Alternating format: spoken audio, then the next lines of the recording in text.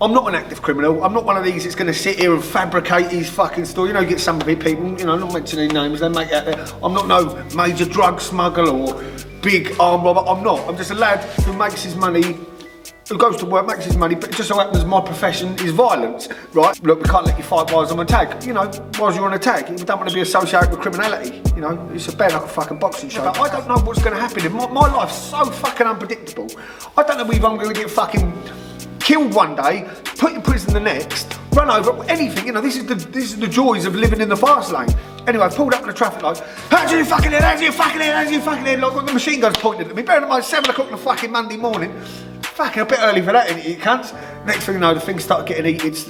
Next thing you know, the things come out. Pop, pop, pop. To me, you know, I've never been involved in anything. I'm ducking behind fucking cars like that. And I think it's February 26th, God willing, we're fighting for a world title.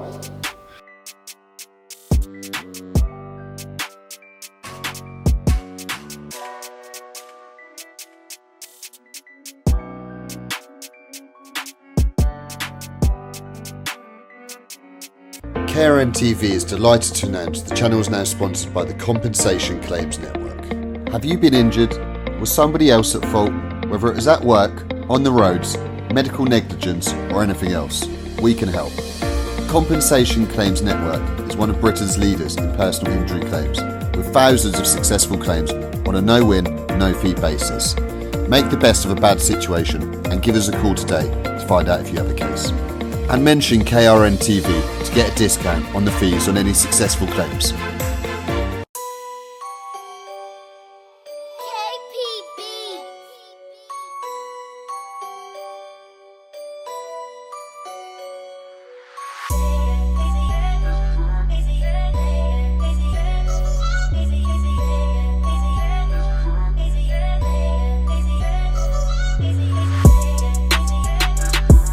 Welcome back to KRN TV, bringing you the most exciting interviews from around the world. Today, delighted to be at Lab 99 Gym in Petersfield with Bareknuckle boxing superstar Darren Dazzler Hendry, also known as the Bareknuckle bad boy.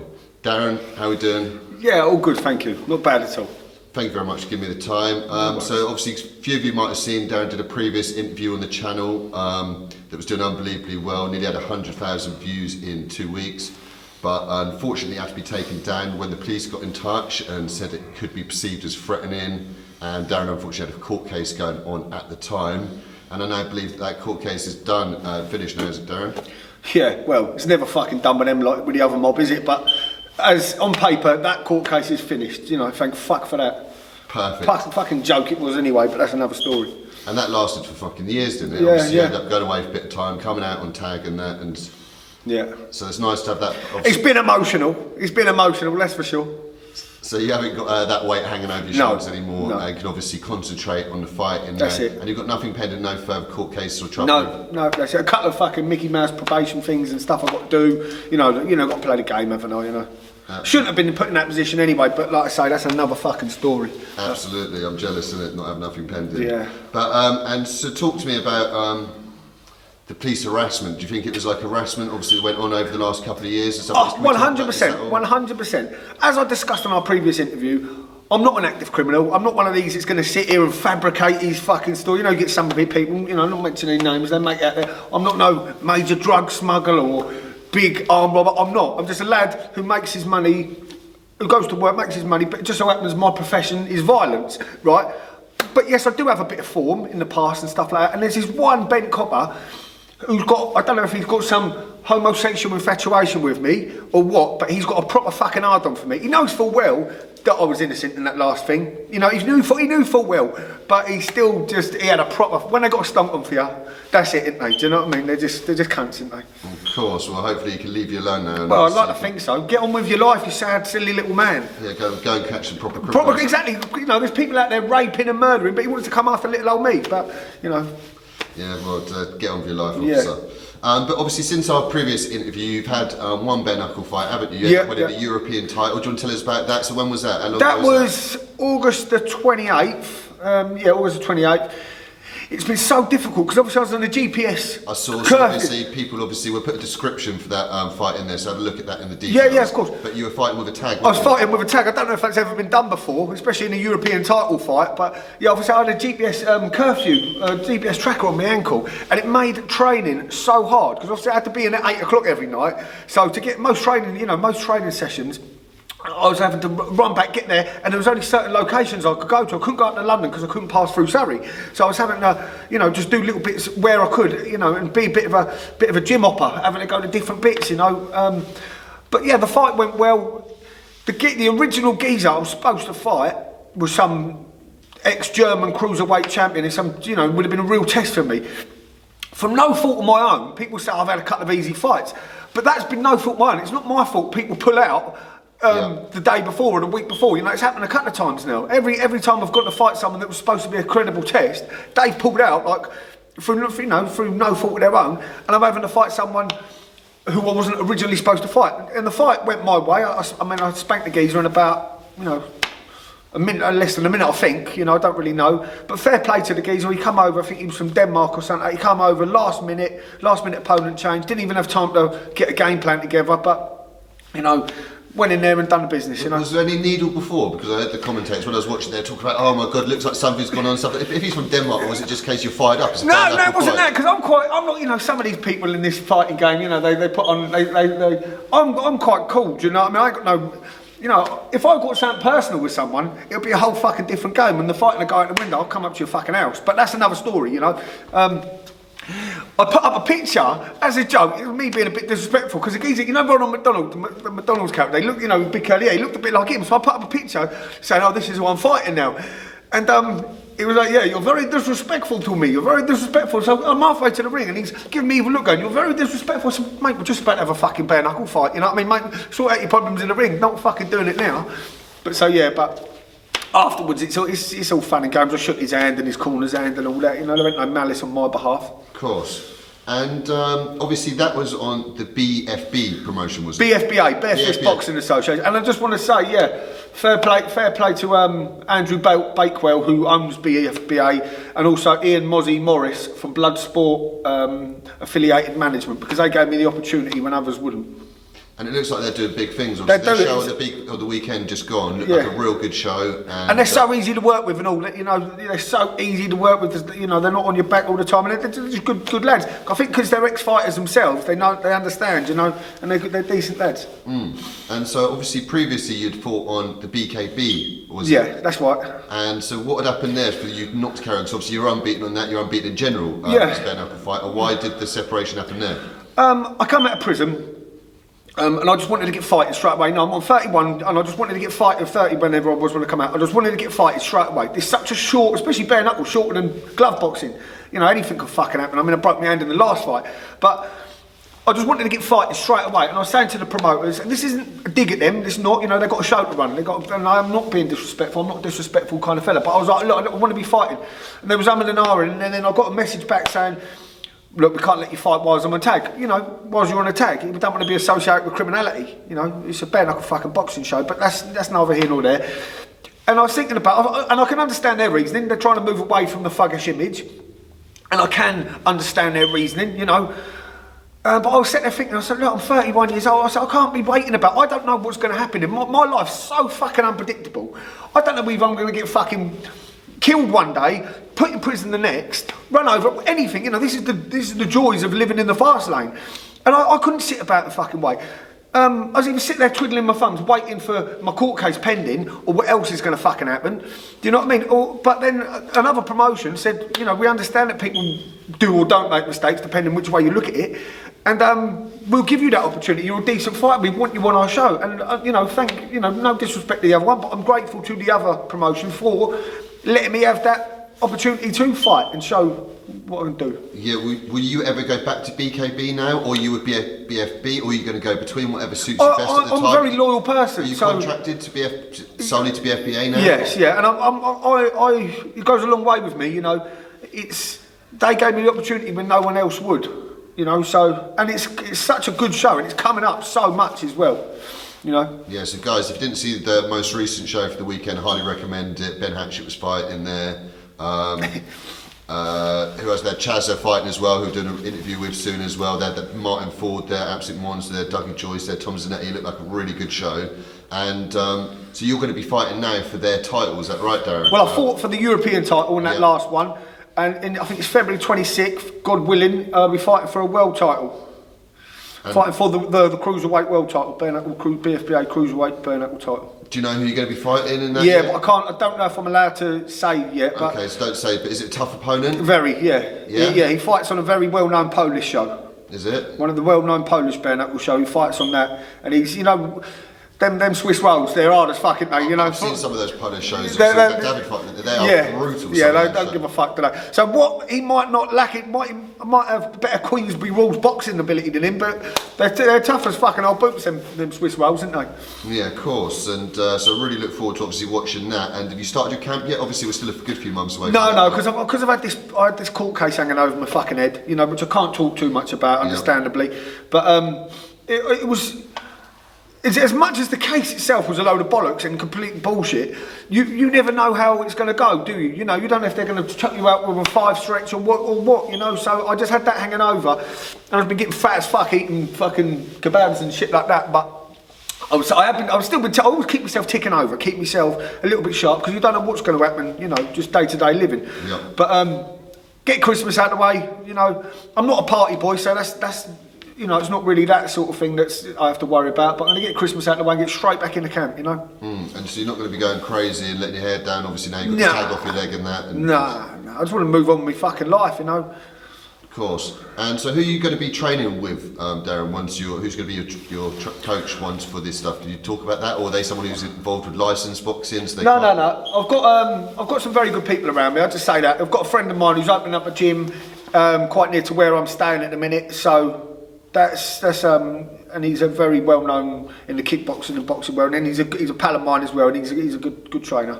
I'm trying to have talks with him at the minute. Of course. And so, important question: why did you ever choose to do the bare knuckle route? Obviously, where you've been doing senior amateur stuff, because obviously a lot of these people in the bare knuckle stuff are either people who are too old for boxing they're retired boxers, or they're people who have come from unlicensed and they're not really in their prime. Like for you had a really successful senior amateur career, a short one, ended up winning the Haringey Cup, unbeaten as a senior, boxed out of Guildford.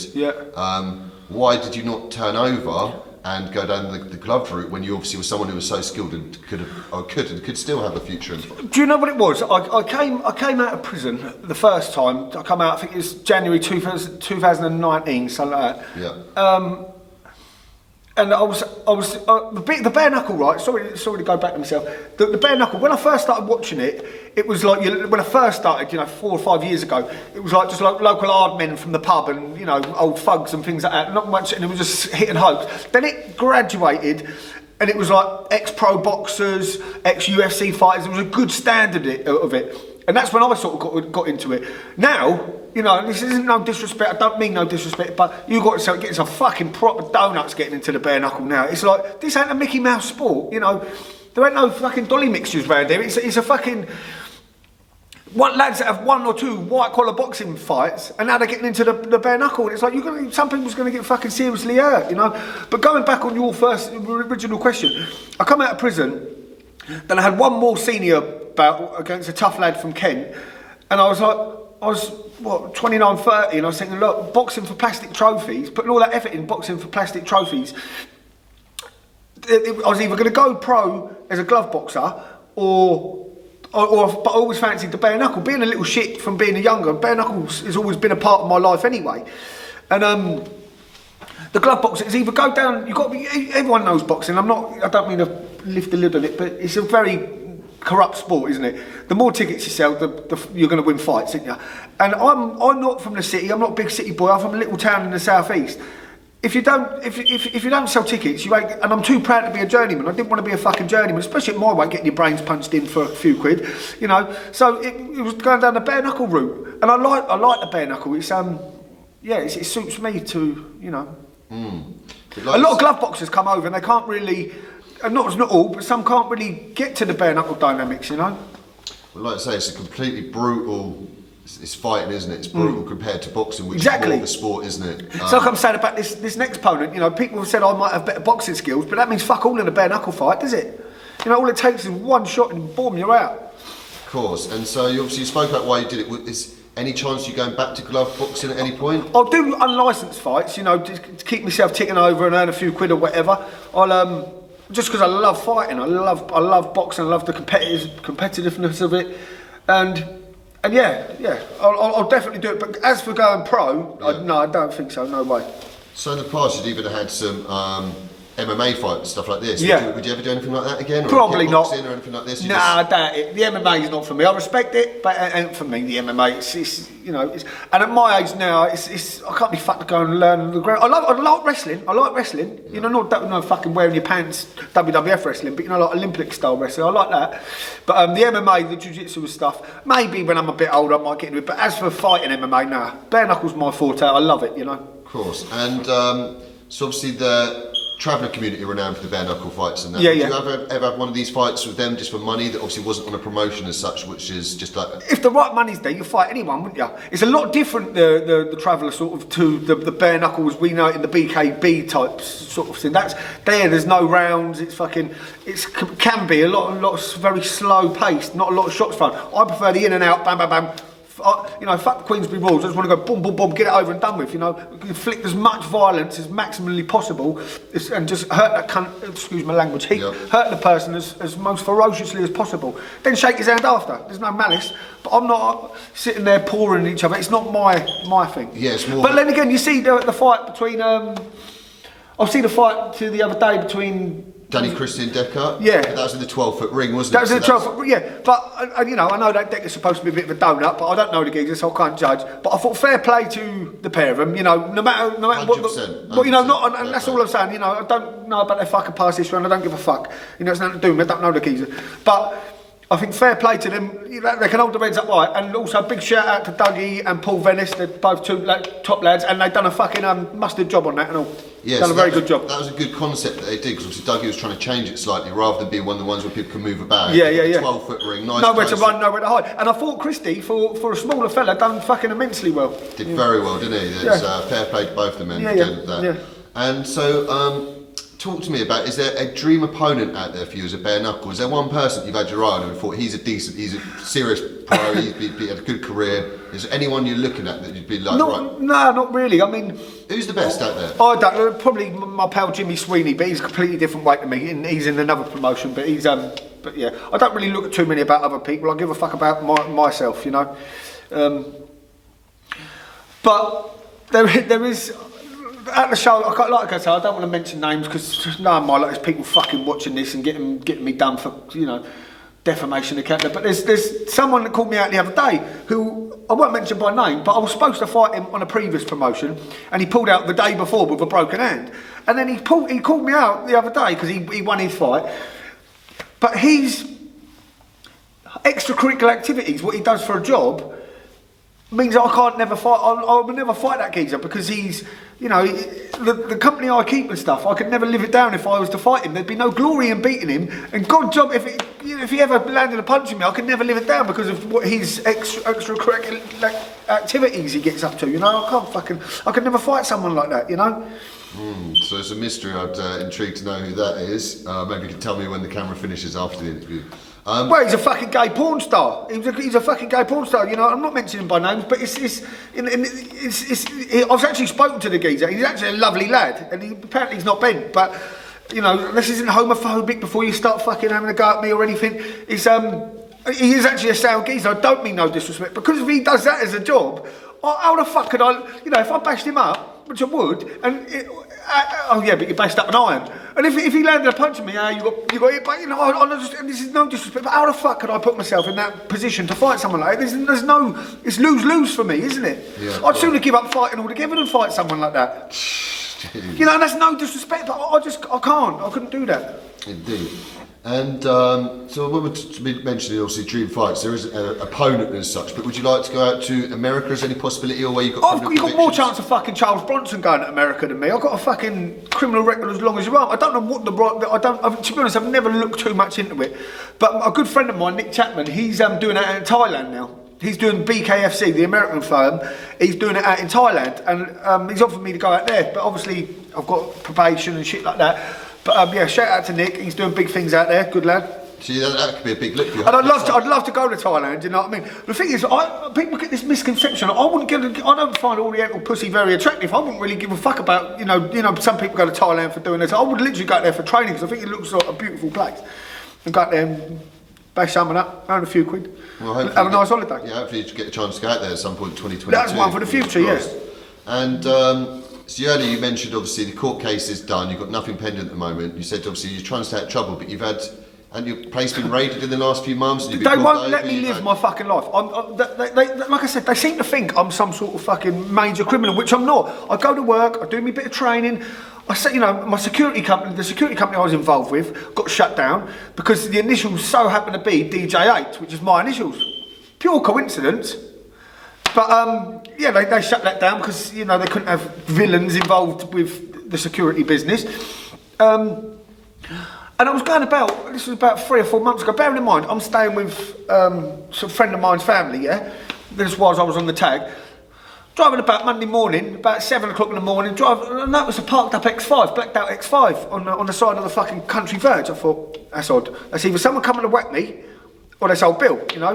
So I'm driving along, tried to do the old go round and round about 4 times, but where I was staying is like proper dead end, like straight roads. Anyway, I pulled up to the traffic lights. How's you fucking in? How's you fucking in? How's you fucking in? Like the machine guns pointed at me. Bearing in mind, 7 o'clock on a fucking Monday morning.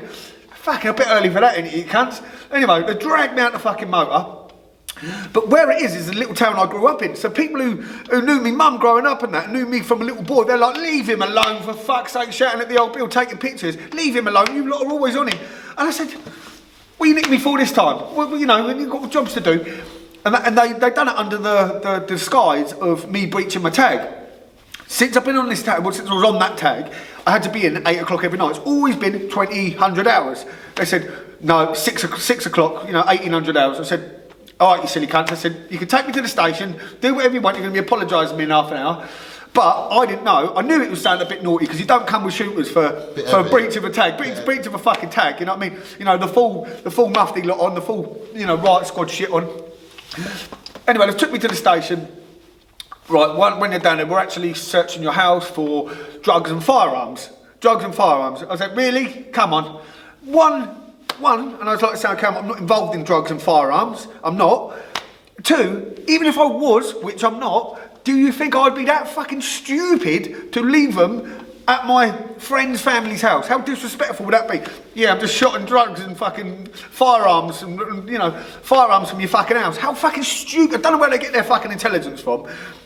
But anyway, so they've put me in the back of the van, you know, all cuffed up, fucking machine guns, all that. Took me to Basingstoke, Nick. Hour later, something, Mr. Hendry, yeah? We're so sorry, we've made a really big mistake. I said, well, I did fucking tell you that. But their attitude couldn't have changed so much. So they've raided me drunk. My poor mate's mum, do you know what I mean, waking up, you know, 60-year-old lady with a shooter pointing at her fucking head. Imagine me, you know, how I had to go back to my mate's house with my tail between the legs. I'm really sorry. And they're like, well, it's your fault. You know, obviously they didn't find nothing because I didn't have anything, because I've never been involved in that. Yeah. Anyway, so the police on the way back, their attitudes couldn't have changed so much. Mr. Hendry, we'll give you a lift. And I went to jump in the back. I was like, no, that's right, I can make my own way. Anyway, they said, no, that's right. And it started pissing down my rain. I went to jump in the back. That's right, you sit in the front. We'll give you a lift all the way. Jump in the front. Yeah, would you like a Mars bar? They're fucking attitudes of the cunts. Wankers, mate. They're wankers. Of course, but so when you came out of jail a year ago, Darren, wasn't there some sort of firearm sort of incident? No, that was when I come out of prison the first time. So I come out. So I don't know the exact dates, and I've got to be very fucking careful. And this is all allegedly, of course. So I've come out, say it was the Thursday. On the Saturday, I got called to go and do a bit of work in a town. Again, I can't disclose locations or times and places and dates. But I got a little Asian mob, so a bit of food went missing. So we was, you know, like being a bit muscled whilst they was having a meet. And there was a couple of poppers involved. There was a couple of shooters on the firm. Anyway, I've never been involved in, I'm not, you know, like I said before, I'm not some major criminal. I was never really been involved in shootings and things like that, or firearms. It's never been my sort of thing. Anyway, I was like, whatever you do, don't fucking use that, don't fucking use that. Next thing you know, the things start getting heated, next thing you know, the things come out, pop, pop, pop. So me, you know, I've never been involved in anything. I'm ducking behind fucking cars like that. Because you'll hear about things ricocheting, don't you? That's how people get hit. So me, I must have looked like a proper scared little fanny. I was just ducking under cars and stuff like that. But no, luckily, no one got hurt. So yeah, that's all right. Guys, like we say, stay away from anything like that. We don't condone that, children. When you came out of jail, doors get like closed straight away. Like you say, the one promotion weren't letting you fight with the tag on your leg. People turned their back, you know, and they didn't even know. They weren't letting you fight the tag on your leg. On top of that, you were trying to do legit work in terms of the security firm and stuff like this. That ends up getting pressured. That ends up getting closed down. You're then getting harassed and stuff. Mate, it's a fucking joke. It's crazy. Surely you do crime, you do some time for it, or whatever it may be, and then people should let you get on with your life. And we spoke earlier off camera about boxing licences. Struggle to get them if you've been involved in crime. Yeah. Like, how hard is it to try to stay straight and narrow? The thing is, there is people out there, you know, hurting people and doing whatnot and stuff like that. But I genuinely, you know, I'm not saying I'm Mr. Squeaky Clean, Mr. fucking innocent. I'm not trying to say that. But the shit that this case was involved in was a load of fucking bollocks. But they don't fucking listen. You know, they don't. Once they've got a cob on for you, that's it, mate. You know. Yep. And so, like you said, you were doing all the security stuff, but that's ended up getting shut down. I'm still doing bits of security, but it's a different type, you know. Yeah, and so I'm doing. Go on, sorry. So is it just that work, or are you doing any other sort of work? I still do my personal training and stuff like that. I train fighters and whatever, and yeah, anyone that needs security or personal training, feel free to add my Insta. I think you've got it on there, have you? Yep, of course. Yeah. We'll have the link below. And what about debt collecting and stuff like this? You doing any of that sort of work? If anyone's got any debts need picking up, yeah, just get in contact.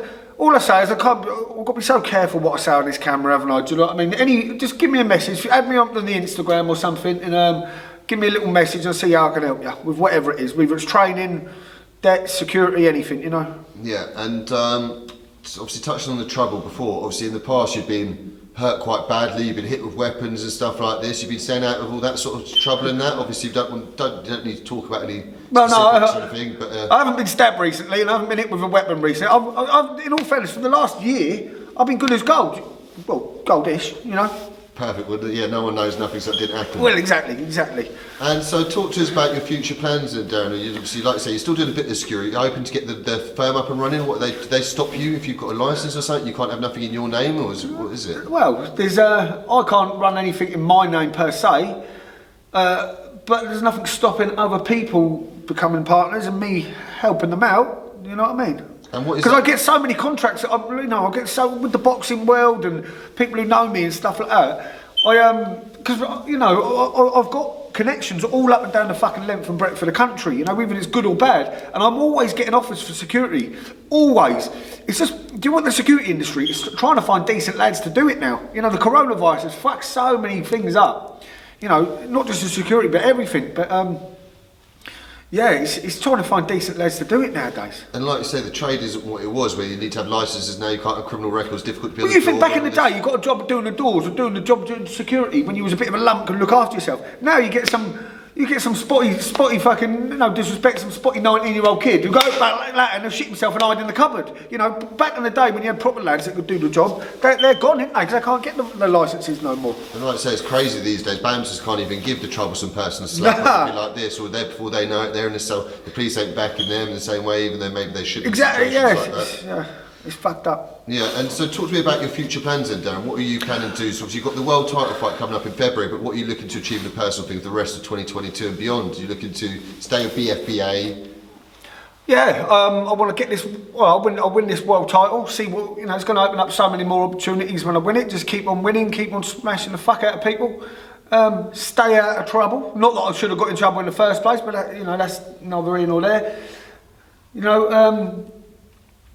And just continue to do well. Life's good at the minute. I've got that Mickey Mouse court case out of the way, and life's good. Hopefully no one tries to fucking kill me or fucking bank coppers try to fix me up for nothing, and then I can just carry on living my fucking life. I don't want to. I'm not a thorn in people's side. I don't want to be a problematic person. Someone once told me it's better to build bridges than burn bridges, which I thought was a very good quote. And that's all I want to do. I don't have malice towards anyone. I think some people are scumbags for what they do to other people, but I don't seek revenge. Some people, revenge is knowing that them people have to live with the rest of their life knowing what they've done. You know, and that's their revenge. That's karma, isn't it? It's their revenge. Of course. So you like settled down at the moment? You in a relationship or anything, or you just? Well, yeah, I got one girl. I don't need to mention her on camera. She knows who she is. Well, fair play. Hopefully you can stay like settled in that. And talk to me about obviously prison previously. You've been in prison on a couple of occasions. Have you got any sort of stories about from back in your times in prison? Well, I don't know how much people remember from the first interview we'd done. But to be honest, when lads like me, unless you're a proper fucking donut going around giving it the Barry McGuigan, you know, you're gonna be all right in jail. It's just boring as fuck, isn't it? But the thing is, with the coronavirus, when I was there, it's 23.5 hour day bang up. What does make me laugh though is since I've come out and whatever, I've seen, you know, like what we're doing now, these podcast things, and I see these lads I've known that were in prison when I was there, and they were like boys that used to fucking do my washing and stuff, and now they're running around saying they're like top mafia boys and top gunmen and stuff like that, doing, you know, making out their this. Oh, that's the little dinlo that used to wash my socks and stuff like that. But there was, I'll tell you one funny story. When I was in Hidedown, obviously, you know, you've been behind the door yourself. Fucking, they wouldn't bring my clothes in. Like, I got my mum or one of my girls to drop off my clothes. I don't want to wear no fucking second-hand, you know, other trousers that everyone else has worn or something like that. So I got my own tracksuits and whatever brought in, and they were just fucking about. Yes, it was the coronavirus, and there was all, you know, things were a bit different, but they were just fucking about. I said, "Give me my fucking clothes. Give me my clothes." Anyway, they kept fucking about for about a month or something. So it was going down to get your lunch, your dinner, your bit of food. And I just walked down there, start bollock fucking naked, apart from a pair of flip-flops and a smile. Start bollock naked. The screws just rushed round, walked straight down the bottom of the landing, straight to the dinner hall, start bollock naked. "Hendry, what the fuck are you doing?" I said, "Well, where's my fucking clothes? All I'm asking for is my fucking next day, my clothes are there." Nice. Yeah. It's a shame that sometimes in life you have to take them extreme measures to fucking, for some people to, you know, for people to do things.